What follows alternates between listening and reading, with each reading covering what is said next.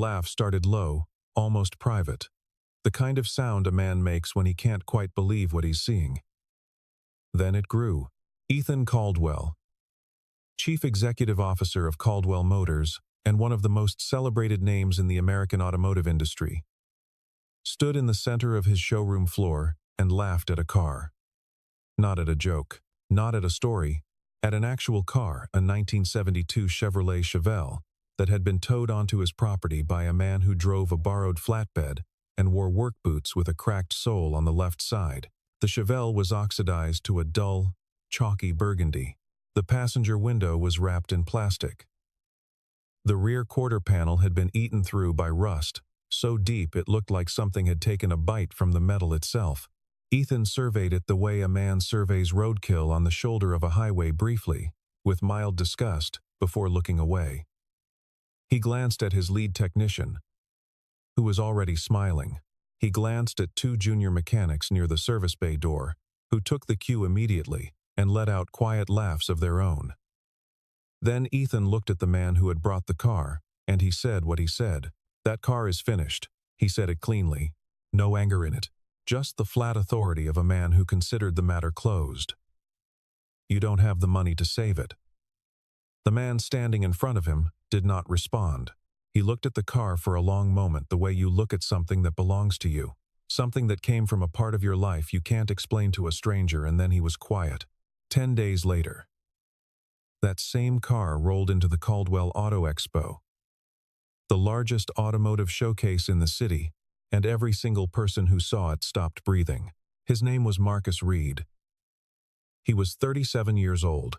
He woke up at 4:45 every morning in a 2-bedroom apartment on the east side of the city, in a neighborhood where the streetlights went out before midnight, and the landlord answered maintenance requests in the order he felt like it. The apartment smelled faintly of motor oil, no matter how many times Marcus scrubbed the kitchen floor, because that smell lived in his hands, in the creases of his knuckles, in the fabric of every jacket he owned. He didn't mind. He had bigger things to carry. His daughter, Lily, was 8 years old and slept in the room with the window that faced the alley.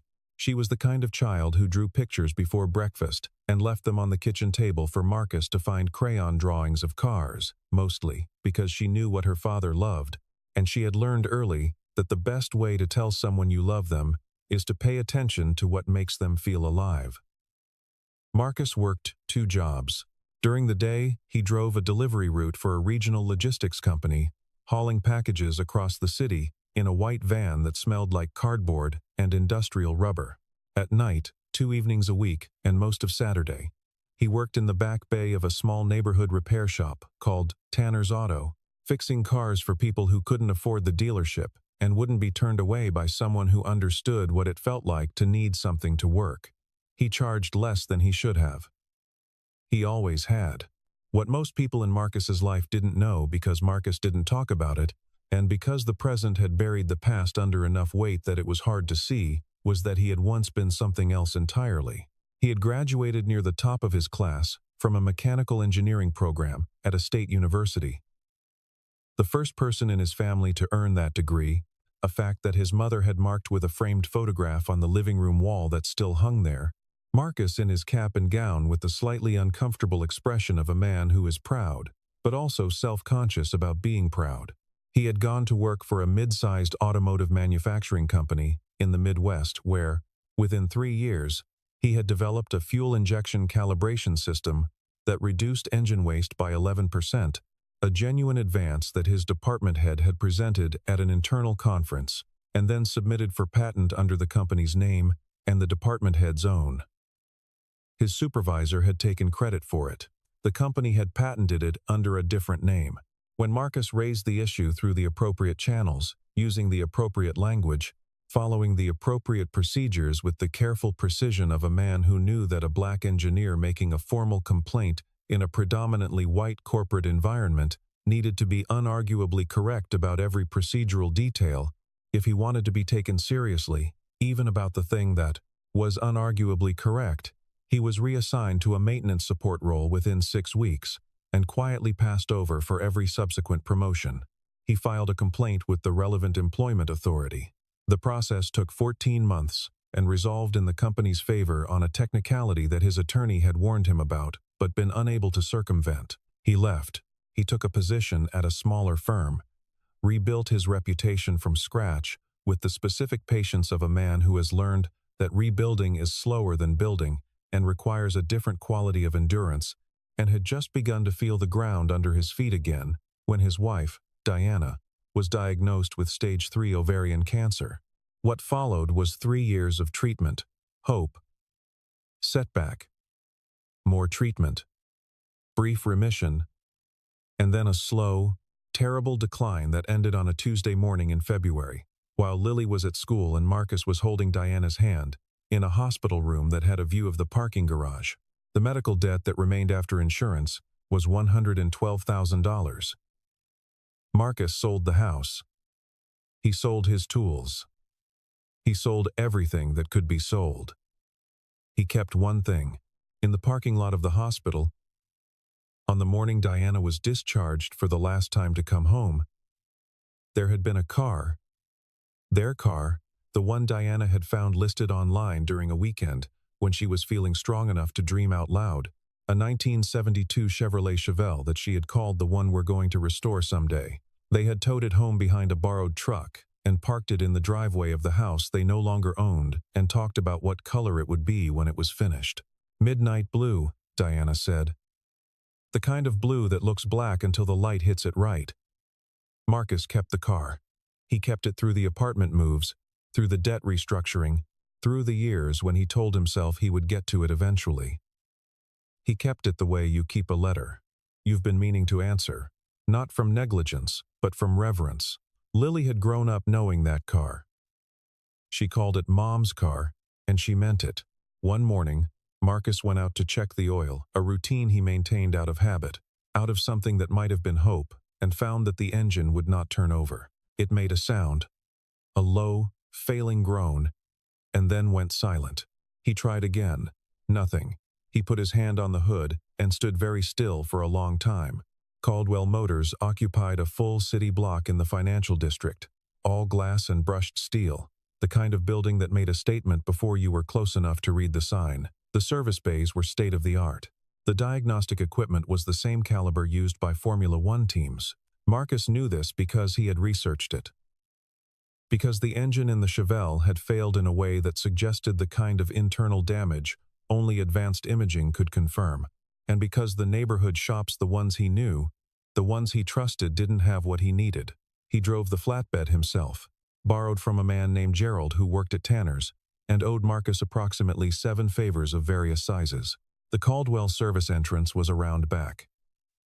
Marcus was directed there by a parking attendant who looked at the flatbed the way you look at something that doesn't belong in a particular ecosystem. At the service desk, a young woman in a pressed uniform asked for his appointment confirmation. He told her he didn't have one. She picked up a phone. While he waited, 2 technicians walked past and one of them said something to the other that Marcus didn't fully hear, but he caught the tone of it. He had been catching that tone his whole life. He was used to it the way you get used to weather, not immune to it, just practiced in not letting it move you. Ethan Caldwell appeared from nowhere in particular, the way executives sometimes do in their own buildings present suddenly, as if they had materialized from the ambient authority of the place itself. He was 34 years old, the son of the company's founder, and he had grown up knowing that the world accommodated people like him without being asked to. He was not cruel in the way that requires effort. He was the other kind, the passive kind, the kind that comes from never having been told no by anything that mattered. He looked at Marcus. He looked at the Chevelle on the back of the flatbed. He asked his question the way you ask a question when you already know the answer is beneath consideration. "You're serious," he said. "You actually want to try to save that?" Marcus said the only thing there was to say. "That car means something to me." Ethan did not respond to that. He signaled his lead technician with a look, and the technician brought his team over, and they began to assess the car right there in the service drive with everyone watching. The assessment took 12 minutes. 12 minutes was all it needed. The engine block had a stress fracture along the main bearing journal that had allowed coolant to infiltrate the oil system.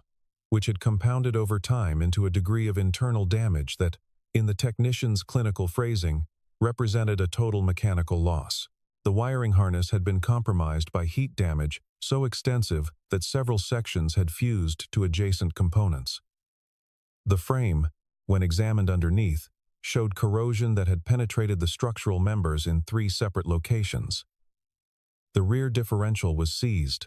The technician gave his report to Ethan in a professional tone and then waited, with a patience that suggested he already knew what was coming next. For the part that wasn't professional at all, Ethan turned to Marcus. He let the silence do work first. Then he said it. "That car is finished." He said it again. The same words, the same flat delivery, and this time they landed differently because now there were people standing around watching, and the words weren't just an assessment, they were a verdict. A couple of the junior mechanics smiled. One of them covered his mouth. Ethan continued. He said that even people with considerable resources wouldn't find the investment worthwhile. He said that some things were simply beyond reclaiming. He said that he would take the vehicle off Marcus's hands for a sum that would at least spare him the towing fee, a number so low that it was not an offer so much as a form of commentary. Marcus looked at the car for a long moment. Then he said no. He said it quietly. "The way you say something you don't need anyone else to agree with." Then, from the far side of the service drive, came a sound that changed the texture of the entire moment. A small voice, confused and careful, asking the question that no child should have to ask about the thing that connects them to their mother. Lily had been sitting in the cab of the flatbed. She had heard everything. She climbed down and came to stand beside Marcus, and looked up at him with eyes that were trying very hard to be brave. "Dad," she said, "is Mom's car really gone?" Marcus put his hand on the top of her head. He did not answer. He could not, in that moment, without breaking something that he needed to keep intact long enough to get them both to the truck and out of there. He signed the form for the towback. He put Lily in the passenger seat. And he drove away in the rain with the Chevelle riding behind them, and for the entire 40-minute drive home he did not say a single word. Marcus drove home in the rain. He drove north, away from the financial district, away from the glass towers and the pressed uniforms and the sound of other men laughing at his car, and the rain came down hard enough that he had to run the wipers at full speed and still could barely see the road. Lily sat in the passenger seat and looked straight ahead through the windshield and didn't speak. She was 8 years old, and she understood, with the quiet intelligence that some children have, that there were moments in her father's life that required silence rather than comfort, and that the best thing she could offer him right now was the dignity of not making him explain anything. Marcus drove with one hand on the wheel. The other rested on the center console between them, and at some point during the drive, Lily put her hand on top of his. They didn't talk until they were almost home. When Marcus pulled into the parking lot of the apartment, he sat in the car for a moment with the engine off and the rain drumming on the roof. Then he said, quietly, and to no one in particular, "We're not done." He didn't say it for Lily. He said it for himself. And then they went inside. There was a garage behind the house where Marcus had grown up, a detached 2-car structure that his father had built with his own hands and used for 30 years as a workshop. Marcus's father had been a machinist, not an engineer, not a credentialed professional, but a man who understood metal the way other people understand language, instinctively, from the inside, with a fluency that ran deeper than any certificate. He had passed this understanding to Marcus the way most important things get passed between fathers and sons, not through formal instruction but through proximity, through the accumulated hours of standing next to someone while they worked, watching their hands, absorbing their patience. Marcus's mother had kept the garage locked since his father passed. But she had given Marcus the key years ago with the instruction that it was his now, that his father would have wanted him to have it. Marcus had not been inside it in 4 years. He went there that night, with Lily asleep in the back seat of the borrowed flatbed and a flashlight, and a feeling in his chest that was either grief or something else entirely, something older than grief, something that preceded it, something that had been waiting for exactly this moment to make itself known. He unlocked the padlock. He pushed the door open.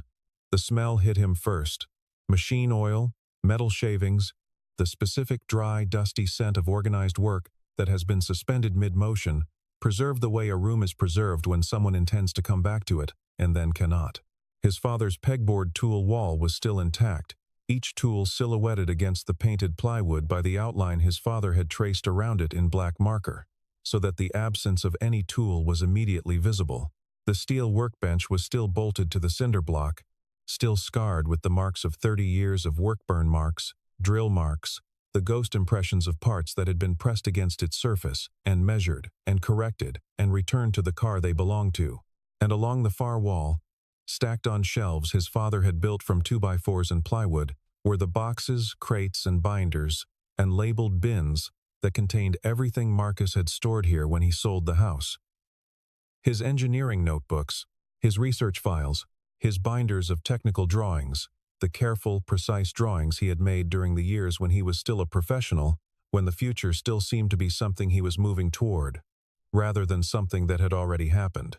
And in one crate, padded with packing foam, 3 sealed hard cases containing the precision instruments he had thought he would never use again. He stood in front of that shelving unit for a long time. The silence of the garage was different from other silences it was occupied, the way a room is occupied by the habits of the person who used it, the routines that leave their shape in the air. He could feel his father in it.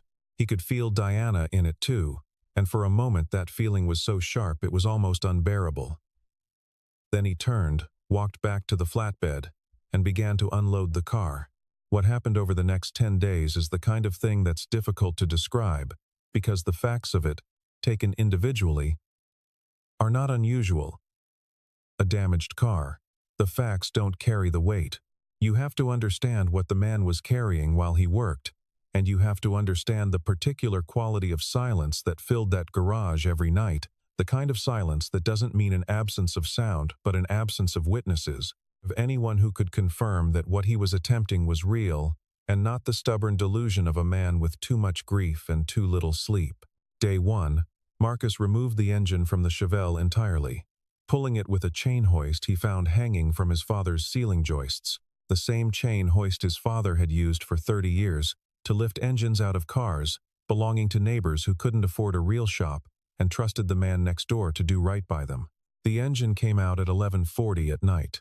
He laid it on the workbench and sat with it until nearly 2 in the morning, studying the fracture pattern, running his fingers along the metal the way a doctor reads a patient, not with his eyes but with his knowledge of how things fail. The fracture was worse than he had feared, and more interesting than he had expected, which, in the particular way that Marcus's mind worked, amounted to the same thing.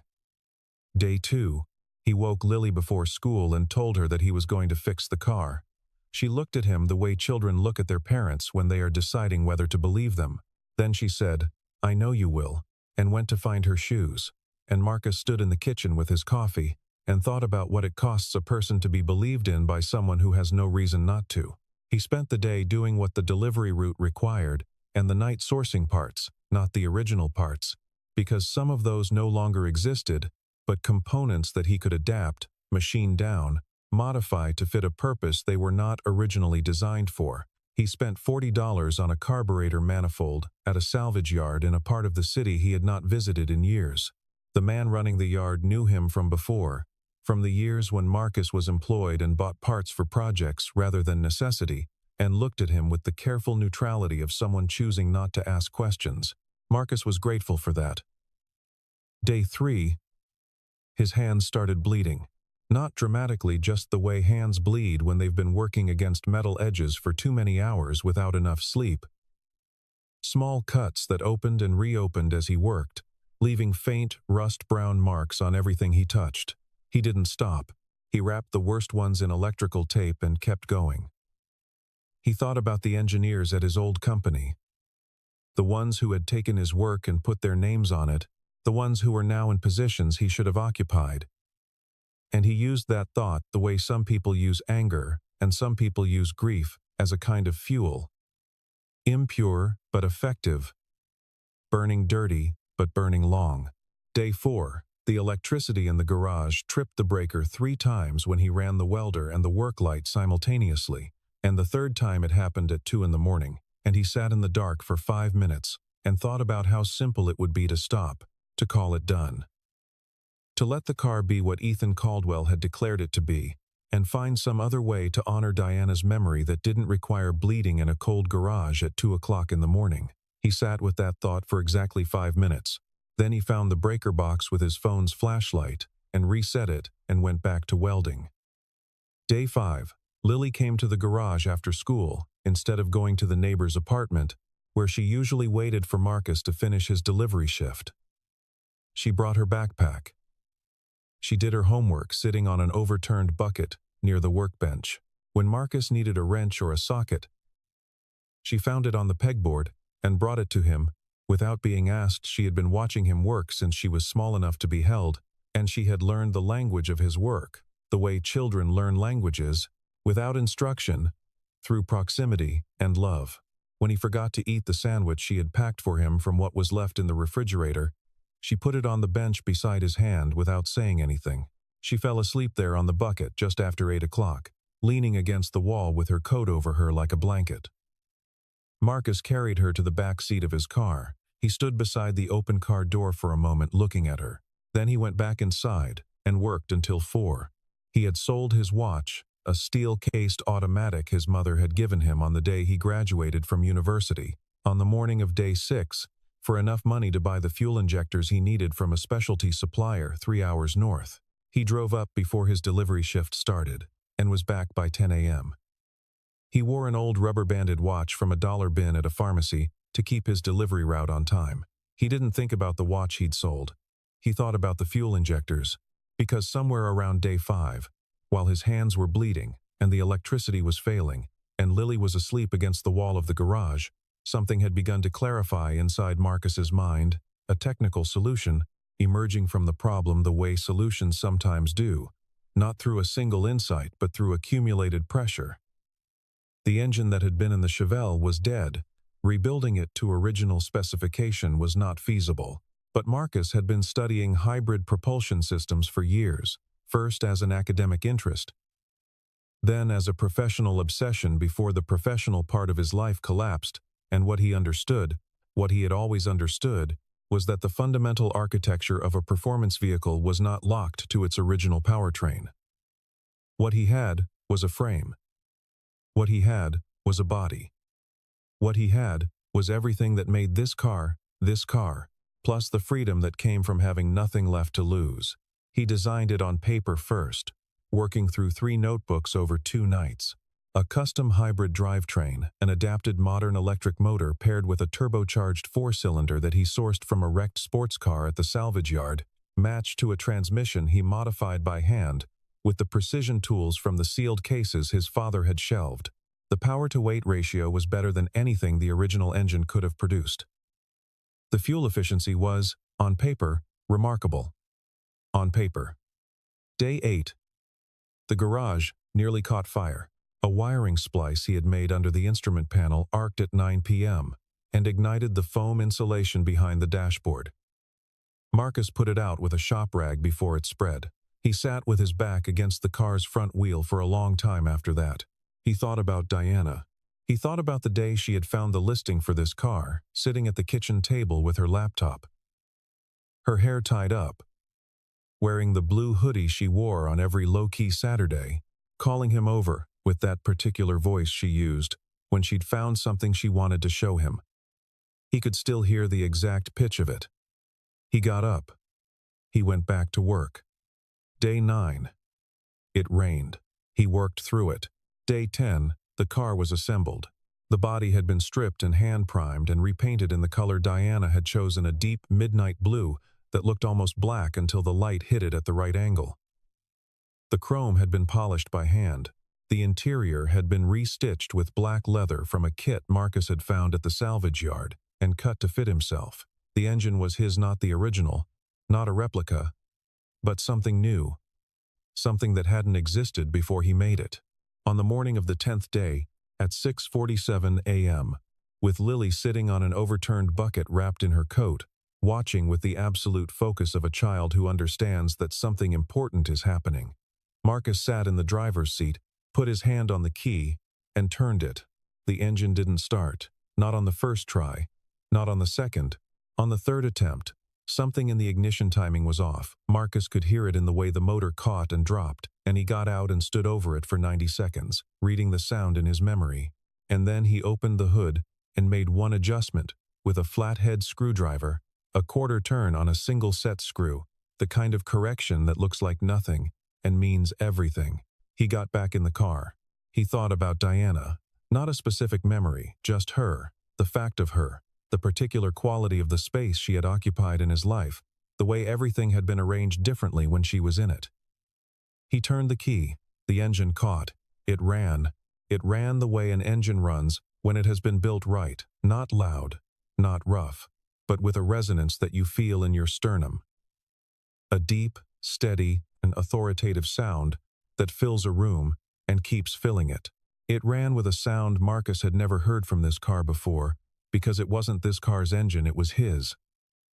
Lily was off the bucket before the sound finished registering. She was at the window of the car before Marcus had opened the door. She was saying something that he couldn't quite hear over the engine, and then he cut the ignition, and he could hear it.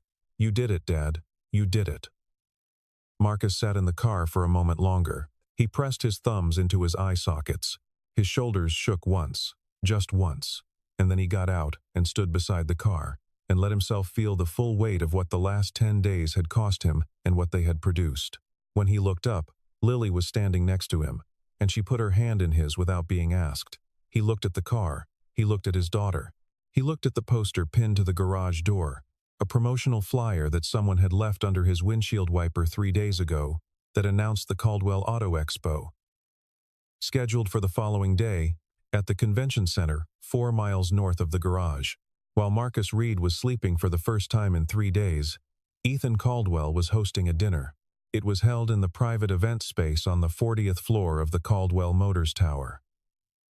A room with floor-to-ceiling windows that gave a view of the city that was designed to communicate one thing above all else: scale. The table was set for 14.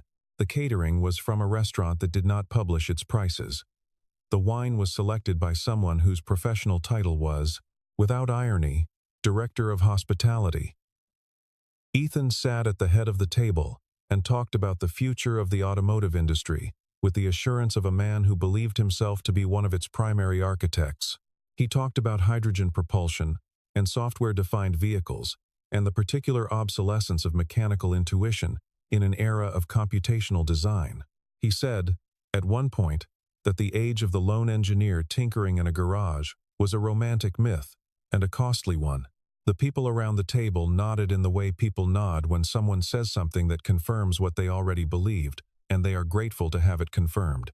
The expo the following day was the centerpiece of his year, the venue at which Caldwell Motors would unveil its flagship concept vehicle, a hydrogen-assisted performance coupe that represented 3 years of development and a budget that, in the polite language of corporate communications, was referred to as substantial. He had given interviews about this car.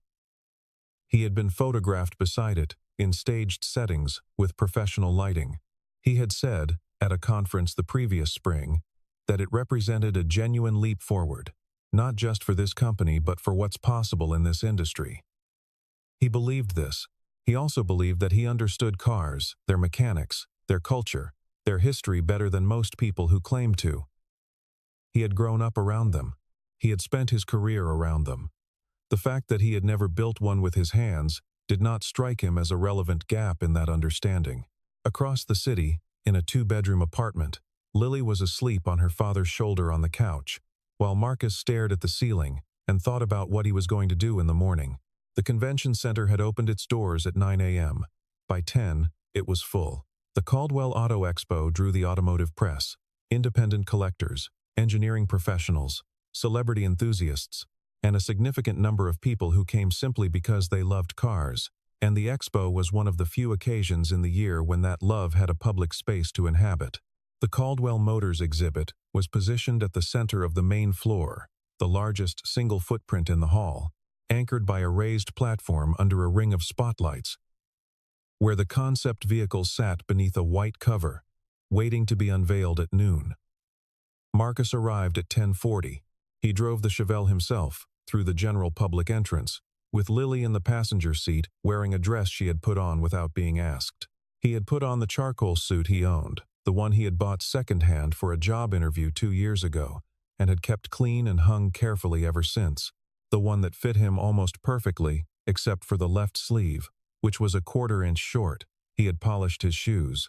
He parked in the public lot and walked toward the entrance, and the sound the car made, as it crossed the concrete of the expo approach, drew the first heads before he was anywhere near the building.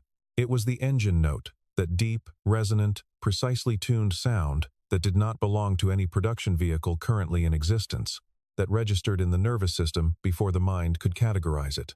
A man in a press badge turned around. 2 engineers from a competing firm stopped mid-conversation. A group of collectors near the entrance went quiet. The security guard at the public entrance started to raise his hand, a reflex, seeing an old car arriving without a vendor credential, but then the car was close enough to be seen properly, and the hand came down, and the guard stood still and just looked. The Chevelle moved through the crowd the way things move through crowds, when the crowd doesn't know how to categorize what it's seeing. It was obviously old. The lines were classic, the long hood, the wide rear, the proportions of a 1972 muscle car that had come from a factory when American automotive design was at its most confident. But the paint was wrong for old. That midnight blue, deep and absorbing in the flat light of the parking lot, luminous and almost electric, under the direct light of the expo entrance, was not a period restoration. The chrome was not a period restoration. The sound was not a period restoration. The car moved through a geometry that suggested something entirely different. Here was a thing that knew exactly what it was, and was not interested in pretending to be anything else. Marcus parked in a courtesy space near the entrance, a space he had not been assigned. A space he took because there was room for the car there, and because standing on ceremony had never gotten him anywhere useful. He got out. He helped Lily out. He straightened his jacket. The small crowd that had formed around the parking space was, in the way of crowds that have gathered around something they don't fully understand yet, not quite willing to break the silence. One of the Caldwell Motors technicians was near the entrance. He had been at the service drive 10 days ago. He recognized the car before he recognized Marcus, and the recognition went across his face in a sequence: first confusion, then disbelief, then something that might have been the beginning of professional alarm. He went inside. By the time Marcus and Lily reached the main floor, word had already moved ahead of them. The Caldwell Motors exhibit was still the largest in the room. The covered concept vehicle was still on its platform under its ring of lights, waiting for noon. But there was a new center of gravity on the floor, and everyone could feel it. Engineers with press credentials were walking toward Marcus's car. Collectors were following. Several photographers were already shooting. A cluster of industry journalists had formed near the hood, where one of them was crouching down to look at the engine through the open hood that Marcus had raised, and what he was looking at the custom-built hybrid system, the hand-fabricated components, the quality of the engineering visible in the fit and finish of parts that no factory had ever made, was making him recalibrate something. Marcus stood with Lily near the front of the car. He answered the questions he was asked. He didn't offer more than what was asked for. He had a way of speaking about technical things that was precise without being showy. The way people speak when they know what they're talking about, and don't need anyone to know that they know. At 11:50, Ethan Caldwell stepped onto the main floor with his publicity team. He was prepared for his noon reveal. He was not prepared for the crowd distribution. He encountered the way the room's attention had recentered itself around a midnight blue 1972 Chevelle, parked 15 feet from the entrance of his own exhibit. He walked toward it because there was no other sensible direction. He saw it from 30 feet away. He recognized it from 20. He stopped walking at approximately 15 feet, and he stood very still, and in the public silence of that stopped moment, with 200 people watching him see what he was seeing, his face did the thing it did when language failed him. A journalist near Marcus turned and raised a microphone. "Who rebuilt this car?" Marcus stepped forward from beside the front fender. The journalist looked at him. The room looked at him. Ethan Caldwell looked at him from 15 feet away. Marcus said his name. That was all. The silence that followed it lasted long enough to be a verdict. The investor's name was Robert Ashford. He was 61 years old, had made his first fortune in advanced manufacturing, his second in clean energy technology, and had spent the last 8 years looking, in his own words, for engineers who built things that shouldn't be possible. He had a specific theory about the relationship between constraint and innovation, that the most important breakthroughs in his experience had come not from teams with unlimited budgets, but from individuals with almost nothing who had encountered a problem they could not afford to go around, had therefore gone through it. He found Marcus within 20 minutes of Marcus stepping forward. He took Marcus aside, while the crowd was still processing what it had seen, and he stood with him near a side corridor for 12 minutes.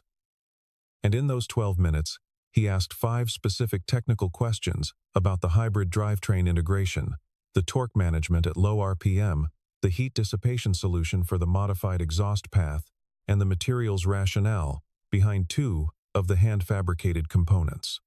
Marcus answered all 5 with specificity and accuracy, and without a single moment of hesitation, and what Ashford heard in those answers was not a man explaining something he had done, but a man describing something he understood from the inside. The way you understand a language you've spoken your whole life. Ashford took out a card and held it between 2 fingers. "Call me," he said. Marcus took the card. He put it in his jacket pocket. He went back to Lily. At 11:59, exactly 1 minute before Ethan Caldwell's scheduled reveal, a video began to circulate on every device in the room, circulated by journalists, by attendees, by anyone who had been in the service drive of Caldwell Motors 10 days ago, or who knew someone who had been. The video was clear. The angle was from a cell phone held slightly above eye level. The kind of angle you get when someone standing at the back of a crowd lifts their phone over their head to record something they want to remember. In the video, Ethan Caldwell stood in his service drive and laughed. His technicians laughed with him. A little girl climbed down from a flatbed truck and asked her father a question in a voice that the microphone had caught perfectly. And a man in work boots, with a cracked sole, stood in front of the car that had once belonged to his wife and did not laugh back. The video was 94 seconds long. Within 2 hours, it had been seen by enough people to matter. Within 24 hours, it had been seen by enough people to mean something permanent.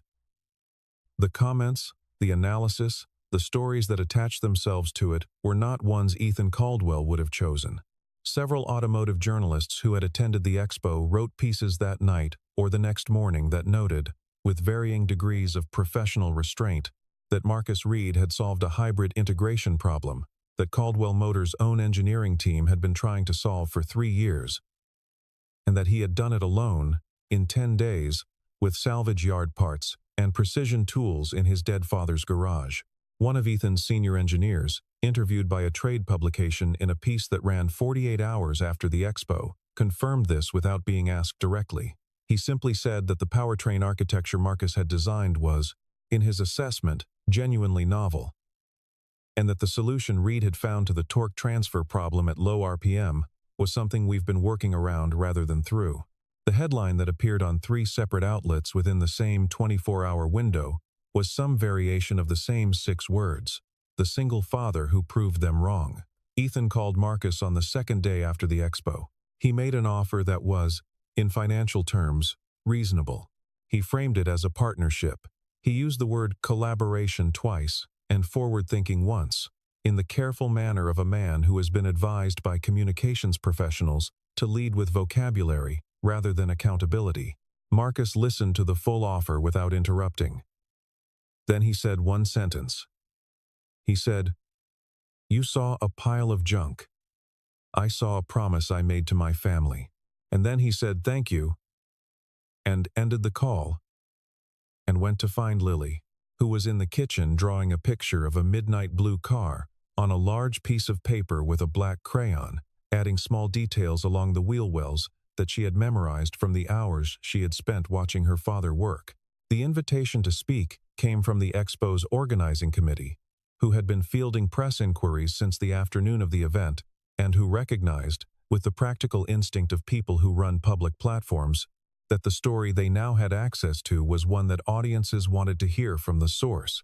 Marcus was offered the main stage, the same stage where Ethan Caldwell had given his keynote address for a 15-minute presentation at the Expo's closing day session, an event that typically drew a smaller, more serious crowd of industry insiders and press. He accepted. He brought Lily. She wore the same dress. He wore the same charcoal suit with the sleeve that was a quarter-inch short. The stage was larger than he had pictured when he said yes. The room was fuller than the organizing committee had anticipated. The cameras were running. Marcus stood at the podium and looked out at the audience for a moment before he spoke, not from nerves but from something else, the habit of a man who collects himself before he says something he wants to say right. He talked about Diana. He didn't describe her illness or her death in detail, those were hers. And they belonged to a private register that he was not willing to convert into material for a room full of strangers, even a sympathetic room. What he said was that she had been his partner, and that she had believed in the things he was capable of even when the evidence for that belief was thin, and that the car had been something they'd chosen together during a window of time.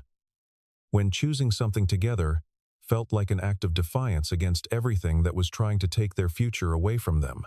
He talked about what it means to make a promise to someone who is no longer there to hold you to it, the strange freedom of it, and the strange weight of it, and the way a promise like that can sit in you for years, quiet and patient, until the moment arrives, when you either become the person who kept it or the person who didn't.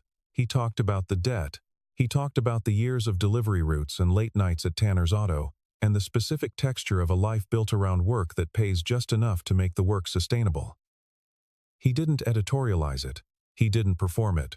He said it the way you say the truth when you've been carrying it long enough that there's no energy left for anything other than the plain shape of it. He talked about standing in the service drive of Caldwell Motors and being laughed at, and he was careful here. He did not use the word humiliation. He did not frame it as injustice, though it was both of those things. He said only that he had been told the car was finished, and that on the drive home he had thought very hard about whether that was true, and that the conclusion he had reached was not that the car was worth saving, but that he was the only person who had the combination of knowledge and need to save it, and that this made the decision less of a choice than a fact. He talked about the 10 days. Not all of it, not the 3 a.m. hours or the bleeding hands or the near fire, or the tears he had not intended to shed while sitting in the driver's seat of a dead car in a dark garage, thinking about his wife's voice. He talked about the problem and the solution, and what it had felt like to realize that the damaged thing in front of him was not an obstacle, but a beginning. Then he said the thing that he had come to say. He said, "Don't let anyone call something worthless just because they don't have the patience to see what it could become." He paused. He said, "That goes for cars. It goes for people." The room was quiet for a moment. After that, the particular quiet of an audience that has heard something it needed to hear and is deciding where to put it. Then someone stood up.